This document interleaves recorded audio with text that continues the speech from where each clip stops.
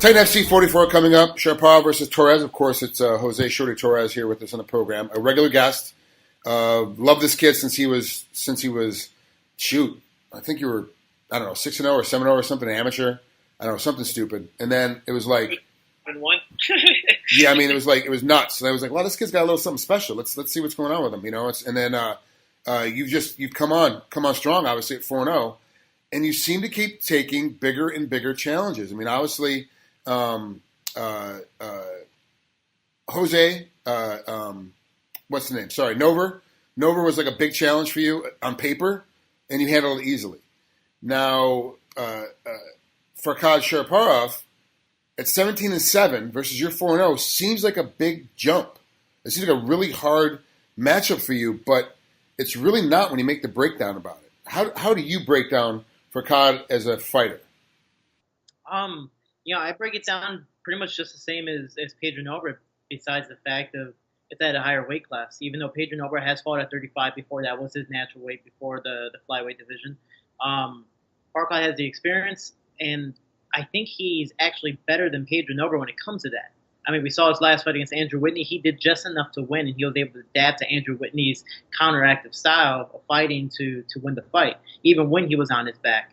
Same thing with just all of his fights. He's never been finished before. So he does just enough to either not get finished and finish the fight or, win the fight by decision. So he's doing his thing, and he's a smart fighter. But, I mean, the guy's 33 years old now. He's already past his prime. I do believe he's slower. He's a bigger guy. Hell, I hope I'm faster. But I do believe he's bigger, stronger, and I've never been the bigger, stronger guy in any fight. So it's kind of a norm for me. So it's just another fight for me. You go around a lot to different training camps to get your training in. Where did you spend most of your time this time? So this camp, I thought the fight was going to be March 31st, or that's when it was originally supposed to be set. So I was down at Jack's Wing for a month, training with Dotson, Swanton, so many other people.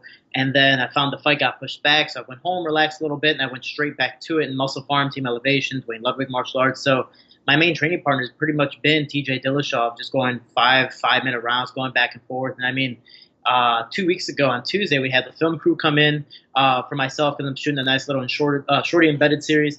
And, man, we both got super egotistical, and we were just like, all right, cool, cameras are on us. And we just started going at it to where the fifth round, the camera guys wanted to be like, just shut it off. Just shut it off. Because we were just laying on each other kind of like, I don't care what you do to me, just do it. Like, it was bad because we were so exhausted with the pace we set. Plus, we have the altitude. We're at 7,000, 8,000 feet. I mean, it gets ridiculous. So, I mean, I'm training with, I'm bumping up a weight class to fight the 35-pound champ, and I'm training with one of the best bantamweight champions in the world, and hopefully soon to be champ again. So, I mean, I'm not worried about the fight, and I think because of training with him for the last fight, I was able to knock out Pedro Nova in 86 seconds. Is this going to be your new weight class? Are you going to move up and stay put? I mean, do you feel better at this weight class as far as training goes? Training-wise, I mean, the only benefit about fighting 35 is I don't have to keep a super strict diet where I'm like, I always have to focus at 125. It's not a problem for me to make 125, but it's just a lot more stressful to be like, I can make weight tomorrow, worst comes to worst. Because I naturally weigh between 45, 47. I mean, right now I'm probably weighing 143. By the start of Monday, I'll probably be in the 30s. So making weight is a beautiful thing at 35, but I'm 5'4", I'm a smaller guy. 125 is definitely the weight class I'm going back to eventually. So why the move up for this one? Is this because it's the only fight we can get for you now? Because it seems like that, I got to be honest, Titan does a great job, but they're really having a hard time finding fighters for you. Is this the reason why you moved up? So I actually decided to come up with the last fight with Pedro Nova. I'm the one that called out Pedro Nova, even though Lex was like, hey, this might not be, paper-wise, it's not a good fight for you. I go, I think it's a win-win, and, I kind of forced my way in there. And then with the Farkhad Sharipov, they're like, all right, you know what, we're going to find you some prospects. You beat the number one guy. Now you got to fight number 2, number 3, number 4. And I go, honestly, publicity-wise, promotion-wise, I'm trying to bump up. The UFC doesn't want me to just get numbers. They want me to fight good guys. And I'm not a person to get numbers and go, you're at the UFC because you beat, 8 scrubs. No offense to anybody in my division. So I was like, you know what, let's put on a big fight. Farkhad Sharipov's a small bantamweight, a smaller bantamweight. He just won the tournament. He's a good guy. He has a record just like Pedro Nova, a little more fights. Why not fight him? It's a win-win. If I lose, I still have my belt. If I win, I create history for Titan FC, and it's harder for the UFC to deny me. They denied me with the 86-second KO, which Pedro Nova has never been knocked out before. So I'm like, oh, cool, it's my call up. And they're like, oh, who's Jose Shorty Torres? Great, that's an awesome start. So I I decided, you know what, let me give them an offer they can't refuse. If I beat Farkhad, I mean, I would find it a complete disrespect for them not to call me at 5-0 with two championship belts. I mean, you've never heard of anyone in history at 5-0 have two professional championship belts for Titan FC or a bigger time promotion like Titan. For anybody, I mean, I don't know of anybody the 5-0 record that's got two belts within the, even if it's just 5-0 within the organization. It's not, and that's not their whole record. Like even that the first 5 fights, you're not getting 2 title shots. It just doesn't happen like that. That is a big deal. That is a big step. And if you win the belt, that's gonna put a little more pressure on you now. Are you say the UFC doesn't call for whatever reason, because there's so many moving parts now and it's a different kind of ball game. Are you then gonna have to defend both belts at some point throughout the year? Yeah, so eventually I'm going to have to defend both belts. I'm an active fighter.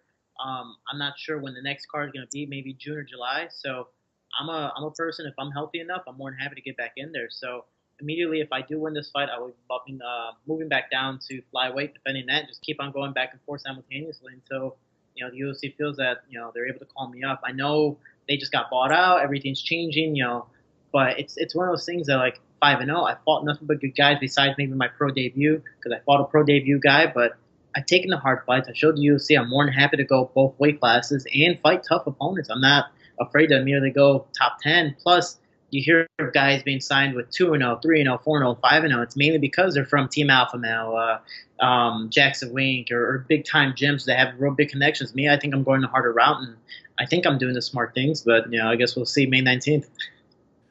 It's a tough thing. Honestly, I think this fight for you it's a really good fight. It's very evenly matched, but it's one of those that, because you're very smart when it comes inside the cage of figuring out what your opponent's doing and then adapting to it so that you can get the victory. It's gonna be another one of those with Sharipov. I really do. I'm interested not so much in the 19th, to be honest with you. I'm actually more interested on the 21st, 22nd, 23rd. I want to see who's making the phone call for you after that. Is Lex McMahon gonna have to go? Okay, all right, we gotta let our 2-time champ go, because he's getting called up. Like, that's the whole thing that I'm actually more interested in than the actual fight when it comes to you, because it's where you're going to go next. That's where I'm always interested in, what's going to happen to you next.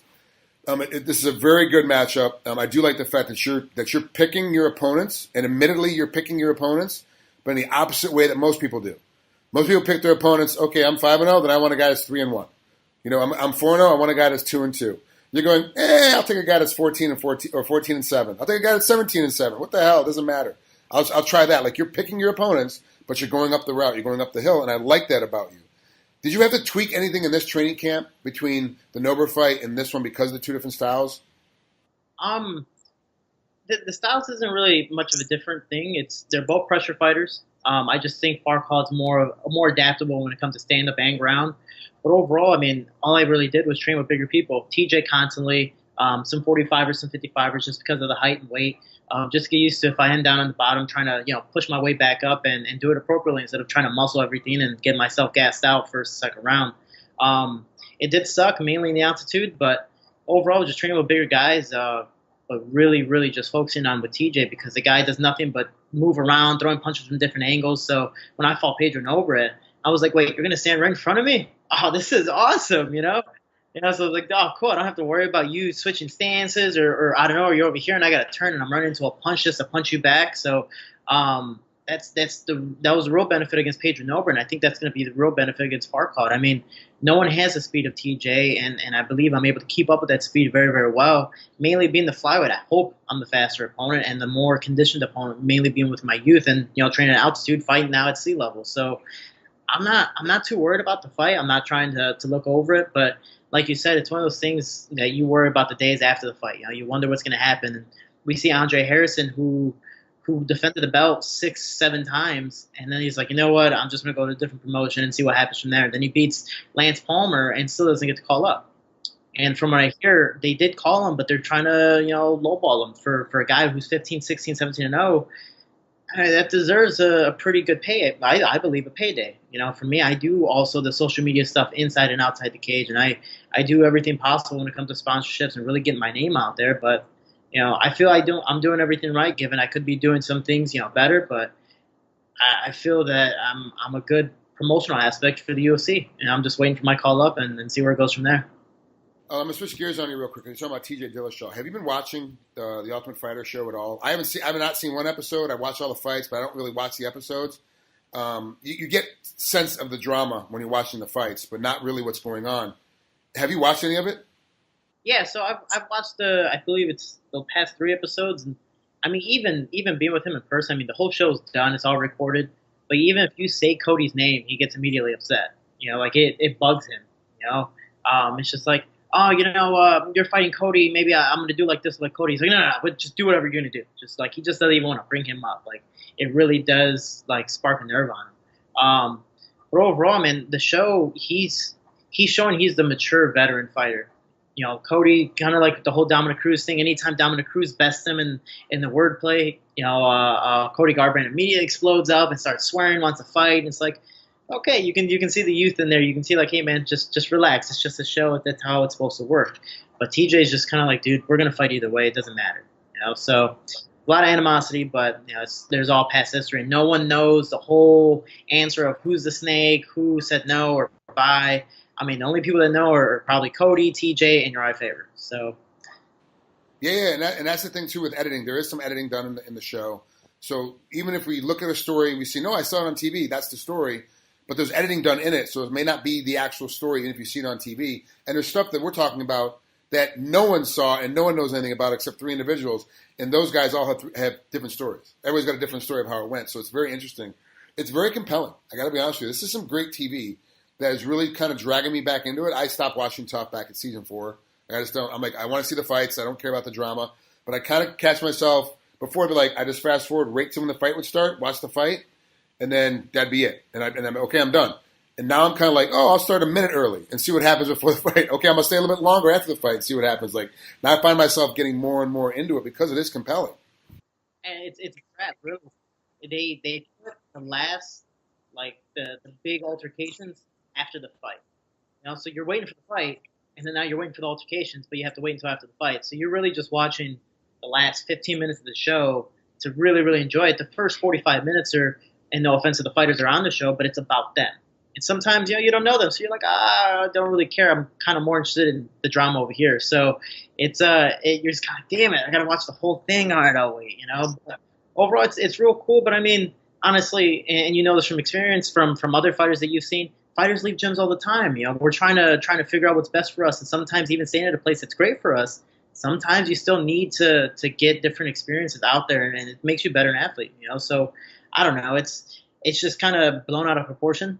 Because it is a big time gym like Team Alpha Male. Uriah Faber is a Hall of Famer now, and leaving his gym mainly with being TJ being the champion at the time, it's huge. But he was trying to do what's best for him, and that's the way I look at it. Yeah, I agree. That's Jose Shorty Torres has got a fight coming up here, Titan FC 44. It's going to be amazing. I can't wait to see it. Main event, obviously. It's back down in Florida. Obviously, that's where Titan likes to do most of their fights. That's where Lex is done down there. Lex McMahon, the CEO.